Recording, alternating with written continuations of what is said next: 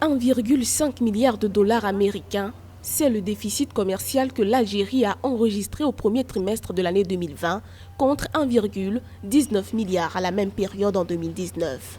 C'est ce qu'a indiqué dimanche 7 juin les services des douanes. Bien qu'elles se sont repliées de 19,52% sur les 3 premiers mois de 2020 comparé à 2019, les importations ont augmenté à 9,12 milliards de dollars contre 7,62 milliards de dollars pour les exportations. Il ne faut pas être satisfait de cela du tout. L'Algérie, qui avait des organismes de planification, aujourd'hui ne montre plus qu'elle a cette capacité, qu'elle a ce désir pour cette capacité. Aujourd'hui, l'Algérie connaît des problèmes d'absence de création de richesse économique. La crise sanitaire mondiale due à la pandémie de coronavirus impacte durement l'économie algérienne.